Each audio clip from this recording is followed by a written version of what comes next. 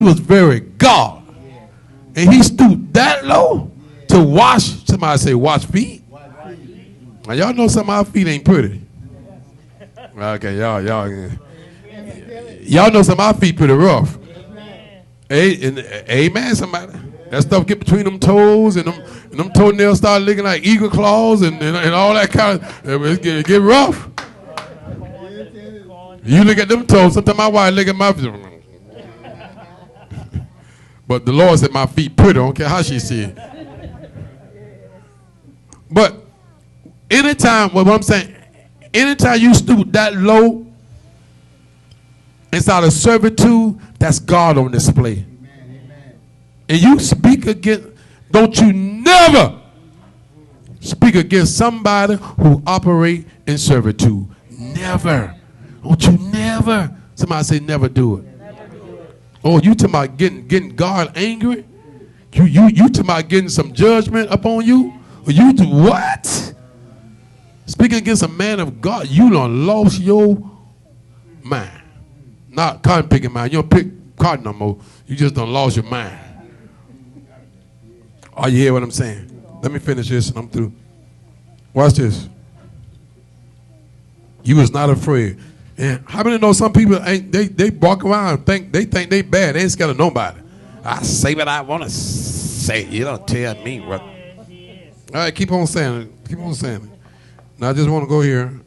Now watch this right here. Oh, we got to read this. Read 9.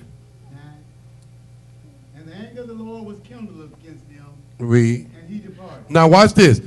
God got mad and God left. Now I'll tell y'all what a fool is, Old Testament God. You better thank God for Jesus. Bible says God got mad. Every time he's down a little bit, or turn on automatic or something. God got mad at them. Not at Moses. At those family members. The one thing that could get on the needle nerve more than anybody is his family. That's why a leader got to make sure. That's why God say, if you're going to rule the church, you got to know how to rule your house. Ooh, Jesus, help me, Lord. Oh, my God. My success in ministry is here. Is there.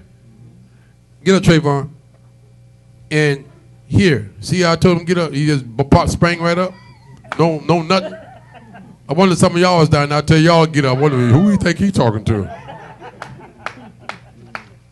You know, Silver. See, boom.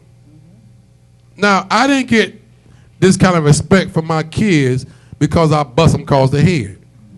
Or every time they do something, I'm just lashing on them.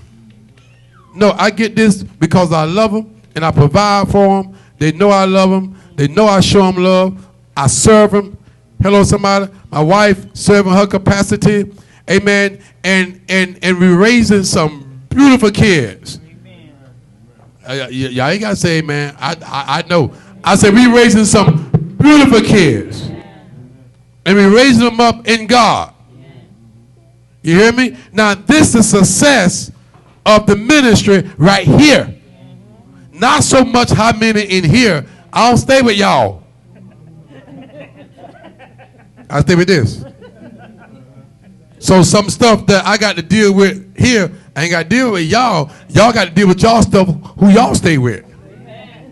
And that's a success of your ministry with who you stay with. Oh, y'all ain't getting this. Y'all can, I can't speak in tongues now. It's how I treat her. I'm not perfect with her, but I got enough sense to know that there's a certain, hello somebody, respect and servitude I got to render unto her. And even when I don't feel like it. Oh, Jesus, y'all ain't helping me. Because I teach you guys, the training ground for your ministry is your house. You got to get house. All right? Now, the Bible tells us, he said, Banks, love your wife, love your church like I love my church. But like I told y'all before I learned this, I was all about God wife and was neglecting mine. She ain't get ready in time. I'm gone. I'm leaving. Gone. God said, "Would you leaving your wife? Have I ever left mine?" Now you gonna leave her, your wife, and you gonna go and go out with my wife. You hear me? Or you won't take my wife out, but you won't leave your home. Oh. God said, "I see you going with my wife. The church is mine. Let me handle mine. And you handle yours like I handle mine." But I was trying to handle his like his was mine. I was more faithful to his than I was to mine. Hello? We had it backwards. You hear what I'm saying? And that's why we raised a dysfunctional church, because we are a dysfunctional home. So the ministry started where about? In the house. So every leader that God calls, your success of your ministry is going to be. Now, most people don't know this because we don't teach this everywhere. Most people think because you got a full cathedral full of people or church full of people, oh, God really bless them. How many devils in there though? How many people are not saved? How many people are not doing the will of God? You know. So because God built ministry one by one. Amen. One by one. For where we are going, God got you here to be trained for the nucleus, for the 70. Y'all ain't getting this. Y'all. You just missed that. He's training you to be the elders that will be inside of the mass congregation. Because the mass congregation is on the way. But he first got to raise up, hello somebody, some elders, some mature people, so when he send the mass, we'll have people in place to be able to deal with it that has the spirit that I got. Don't be trying to deal. If you can't pick up your leader spirit, don't try to deal inside that leader house. Go somewhere else where you can pick up somebody's spirit. Because if you don't, there's going to be division. And then if there's division in the leadership, there's going to be division among the people. And then that's why people go jump up starting them a church before time. Hello, because of division. Nobody want to serve. Leaders don't want to serve. Leaders want to be served, but they don't want to serve. But how in the world you know how to serve me, except I teach you how to serve me by serving you? Oh, y'all missed that right there. You missed that right there. Okay, I got to close, but let me say this right here, because the Frumo still on the way. I'm preaching they get here. So it's going to be a blessing to y'all that they late this morning. So when they walk in, say, it shows a blessing you late, because bitch sure told us. Watch this. I tell you, with your wife, and I'm telling you, this is how God trained me, with your wife. And I tell my wife, and we joke about this sometimes, if you want your husband to tell you that he love you, when the last time you told him? So in other words, give what you want. Amen. Because that person may be thinking they doing all they know to do. But if it's not enough for you, then you train them by giving it to them. When I give to you, I'm training you how to give back to me. That's why the Bible says more blessing. Y'all better get this. It's better blessing to give than to receive, because if I give, then one day that thing coming back, woo, woo, and it's going to come back more than what I gave. So now you see the operation, how it's more blessing to give. Y'all missed that. You missed the revelation in this. Let me slow it down. All right. So if I'm giving, right, these glasses, prescription, and you need a pair, but in your eyes the same. Now I paid a pretty good piece of penny for this. These ain't the one that come from Walmart for $2 for $69. These are Versace's, and not and that's the word. Versace. Say it, had it. Versace, and not the image, not the off market. These are real ones, so they call it pretty good. So now I'm giving you this because I see you struggling over there and you can't read. So I'm saying, here, Brother Silver, you can have those. Now, he ain't never gave me nothing in his life. And then he might not be able to give me anything because where he is. All right? So now watch this. I gave him,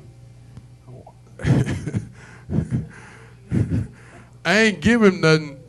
Now, I should have gave him these. I got another pair. Where they at? I got some knockoffs. Oh, here. I got some here that I customized. See the SB? They knock off. $6.99. I left my glasses home. I went to Jersey. So I said, I needed something to see. So I went into I got something for $6.99. I said, Hannah, I think I need to do some of these. And let's go to somewhere. So can we find something, and I customized them, right? Myself. I did that. Now I should have gave him these, right? Well, for Sasha customized his, but I couldn't customize mine. He put what he wanted to put on there. I went and bought them. So, but I gave him something that was valuable to me. It's easy to give somebody something that is not of value, something you don't really, you ain't paid nothing for. But it's more blessing to give someone something that causes you. And now when you give it that, watch this, that's why you got to be careful who you give your pearls to. Because now, I don't discern that he's responsible. Y'all better get this here. I'm not giving my stuff to somebody that I know ain't going to appreciate it. I done gave some stuff away to people. I done gave suits away that I done paid $500 or $600 for. I'm serious. And next time I saw them, you follow what I'm saying? If I knew that, I'd have kept my own stuff. Give it to somebody that you think that would appreciate it and that will wear it, and blah, blah, blah. And they the one aggravating you for it. And you go in your closet and pull out. I ain't putting no junk. Everything I got costs money. Because I don't buy no anything. I buy stuff that, I want to last, And I go pull stuff out and give it to you. That doesn't cost me. I don't work for that, hard for that. And then next time I see it, you on the basketball court playing basketball with it. Y'all ain't hear me, what I'm saying. You are digging a ditch with what? I don't pay $500 for them shoes. You out there digging ditch with them. See, it don't mean anything to them.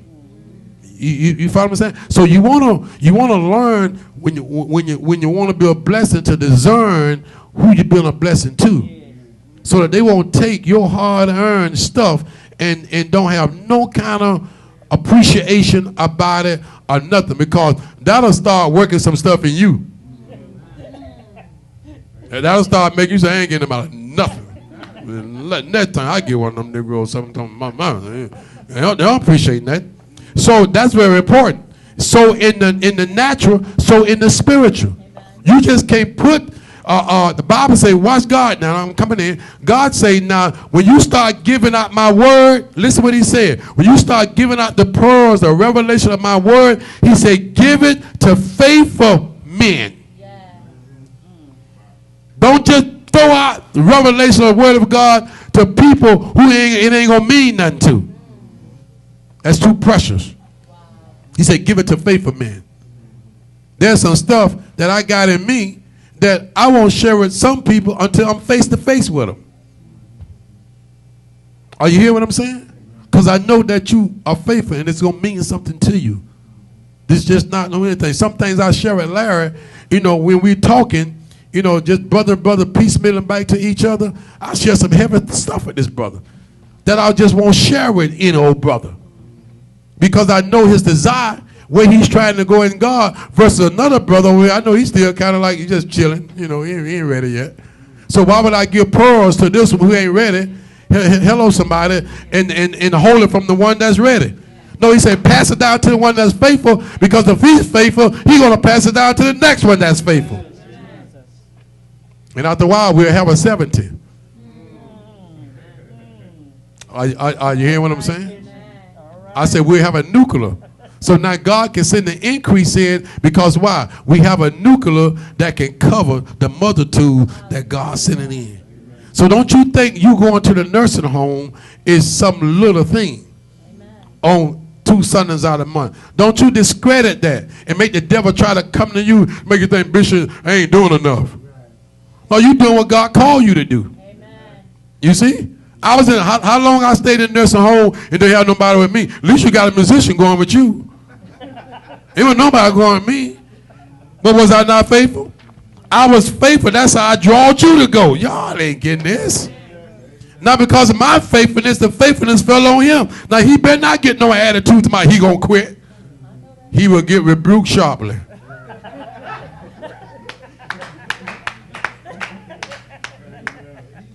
He's working out. Are you hear me? He's working out his ministry. When we first got him, it was him. I'm gonna show you something. And I let him teach a Sunday school. I ain't let him do that. But I set a platform so he could be trained in his ministry. He ain't ready to get, but he wasn't ready to get before the congregation and give a sermon on Sunday morning. So I set a platform to start getting him ready for that. Hello, now he'll come in here. Ain't nobody here but me. Like I was nobody. He'll come in, turn that thing down. He'll come in and say, Bishop, where the people? I said, they're home, Brother Silver. They home. It's your job to get the people. Bishop, ain't nobody here. I said, I'm here. Teach. So open up. What you waiting on, Doc? Open up. Because most times you think you got to have a crowd. And if you like that, then it's for you to show off. Oh, y'all ain't hearing me up here. I told y'all my wife and I got here, it was nobody here. Nobody. We got a pastor here. He decided to start his own little thing, and he left the church here, took everybody with him. Whoever didn't go with him went somewhere else. So the church laid dormant. You say called the street, laid dormant here for about 2 years. We sent other people trying to come and they tried to get it started, but it never could happen. So Dad called me. He said, hey, I need you to go to Clearwater. I was here in the morning. I need you to go to Clearwater. It ain't nothing there. That's what he told me. It ain't nothing there. I'm his son. It ain't nothing there. Ain't no people. It ain't nothing there. I'm Junior. He sent me to some place where ain't nothing. Why he ain't sending them other jokers someplace where ain't nothing? Ain't nothing there. That's what he told me. Nothing but an empty church. She pregnant. And we didn't save up no money while we was in Jersey. We had a pretty good sized ministry in Jersey going on. We didn't save no money. We put all the money in the ministry. Alvin here can tell you. Tell me how much money we put in that building, Alvin, in the ministry. Buying you cameras and all that kind of. That's why I couldn't do nothing. He put it all on him. Trying to be worldwide. Trying to be on the internet. We just spent all the money, put it in ministry, remodeling the buildings. Hello, them buildings in Canton, New Jersey was old as I don't know what, Methuselah. There was always something going on. We had a huge building, 4 stories. We made one store as a living quarters. The next story was the church. The next story was another. Then you had a big rest, whatever that was in the basement. I ain't go down that much. I ain't like basements. And we was there doing great, but we didn't stack money up in the bank. We could have done that. But our heart was for people in ministry, trying to touch people's lives in ministry. We fed the hunger. We had food bank there. They used to line up in groves, trying to touch people's lives. You need to find out where people come from before you start being envious and jealous of where they at now. And I ain't knowing where I'm going to be. You hear what I'm saying? I'm just here stopped off here and get y'all straight. Hello. Might as well. you follow what I'm saying? God sent me here to raise up some folks here. Because I may have to go somewhere else. But he sent me to raise you up. So if he calls me somewhere, you are equipped and you are ready. Ready for the task, ready for the ministry. Don't look at me like it's me. It's not me. God can raise up somebody more better than me. Stop thinking it's me. Because I can be gone here tomorrow. Which one of y'all ready to step in place and cause the ministry to go on? Because when my time is up, the next person that get here, God going to anoint that person for the time and the task that they going to go through with.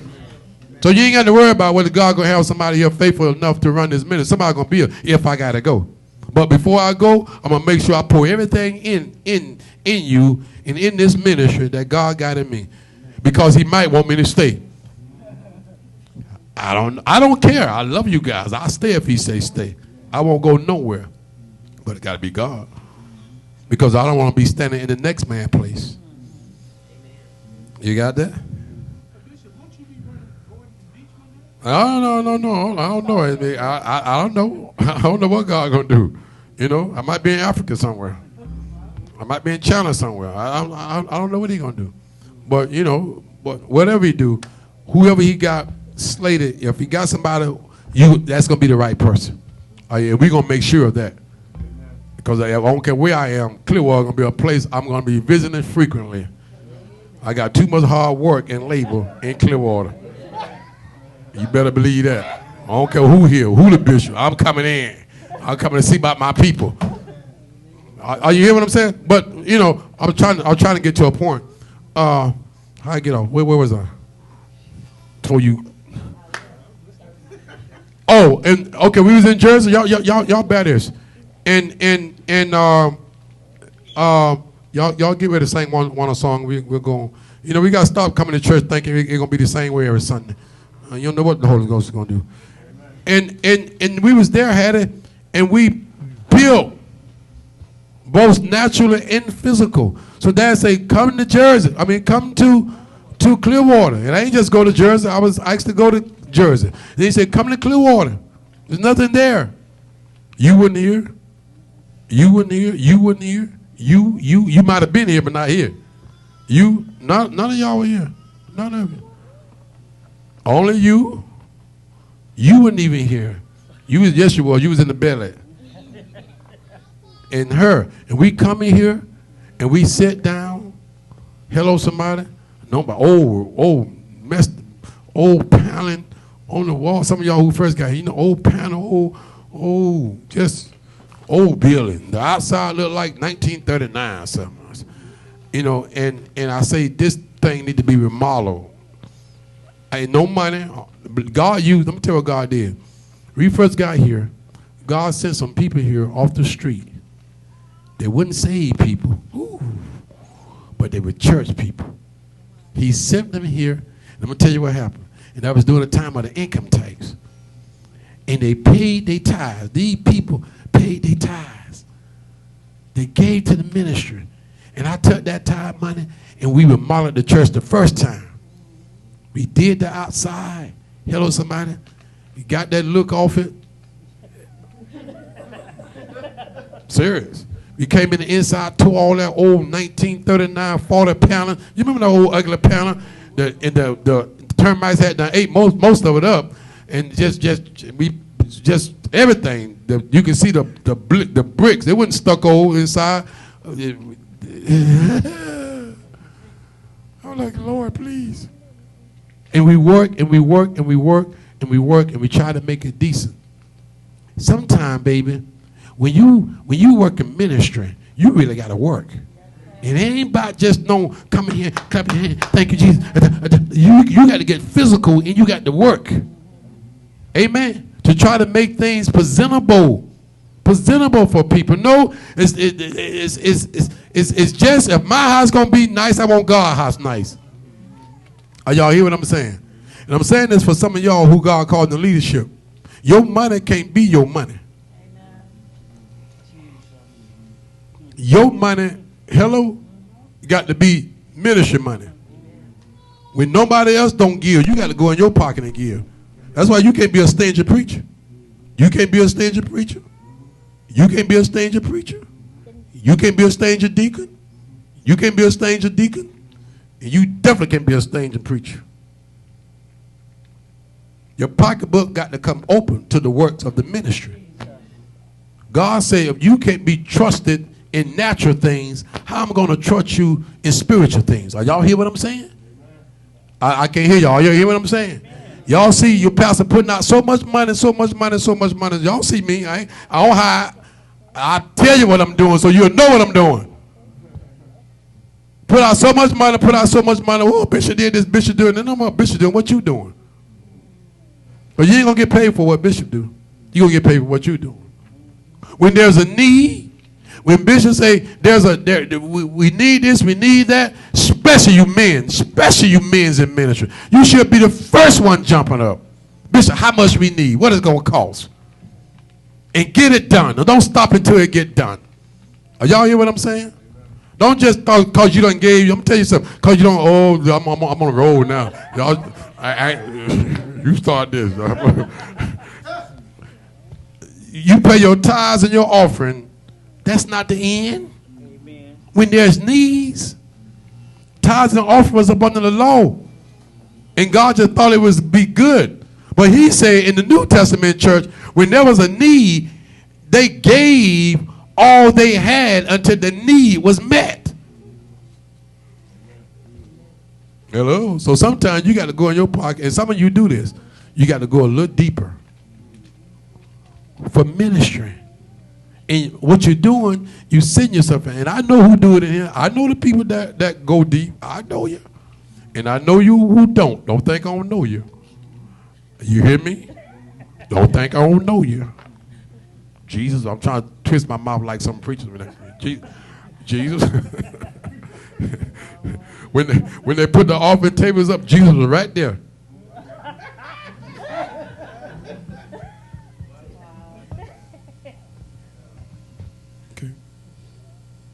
Okay.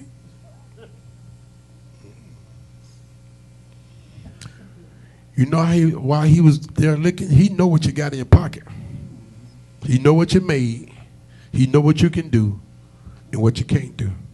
I'm gonna tell you I'm gonna qualify what I was saying. After the end of that offering, everybody that gave all their big money, there was one lady that gave a day's work. Could have been 2 days' work, 2 pennies. Jesus said she gave all in everybody, more than everybody in there. You know why she gave more than everybody in there? Because she gave all she had. Now we'll use this just because she gave 2 pennies, but 2 pennies was like 2 days' work. Yeah. When the last time you gave 2 days' work to the church and still got something left over? But she gave 2 days of pay and didn't have nothing left over. You see what I'm saying? So don't just say now because she gave 2 pennies. Well, I'm gonna get 2 pennies because that's all I got. No, that ain't it. It was her heart.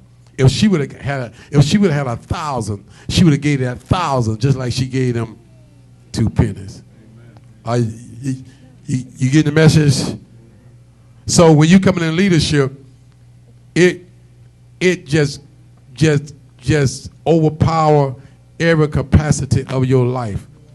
And that's what make you good, Minister Silver. When your pocketbook gets saved, y'all ain't hearing me, you saved. When your wallet gets saved, you saved. Now you still struggling with that, you got issues. I hear what I'm saying?